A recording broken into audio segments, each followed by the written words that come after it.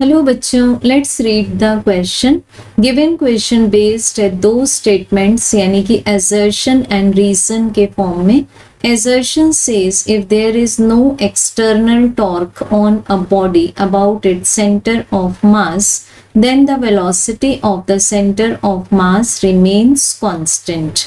सो बच्चों यहाँ गिवन है कि अगर बॉडी पर कोई भी एक्सटर्नल टॉर्क एक्टिंग नहीं है, it means external torque vector is equal to a null vector about center of mass, then जो इसके सेंटर ऑफ मास की वेलोसिटी होगी वो कांस्टेंट रहेगी।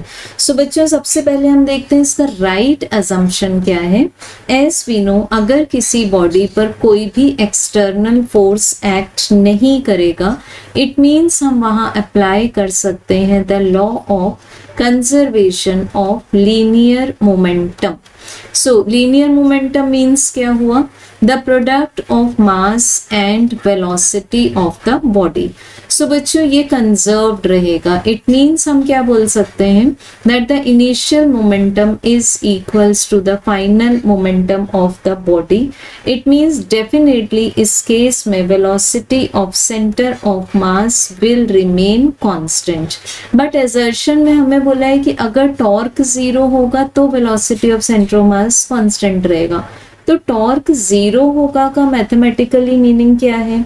एक्सटर्नल टॉर्क तभी जीरो हो सकता है जब हमारे पास में एफ नॉन जीरो हो, but R and F vector, R vector and F vector ये दोनों क्या हो? एक दूसरे को पैरेलल हो जाएं। हेंस हम बोल सकते हैं कि असर्शन इज फॉल्स। अब बच्चों बताया है रीजन में, the linear momentum of an isolated system remains constant. So isolated system means जो एक्सटर्नल सराउंडिंग से इंटरैक्ट ना कर रहा हो, इट मीन्स उस पर एक्सटर्नल फोर्स जीरो हो। That we have proven already कि उसका लीनियर मोमेंटम कंजर्व रहेगा। So we can say that the reason is true. Hence correct answer is option number 4। Thank you.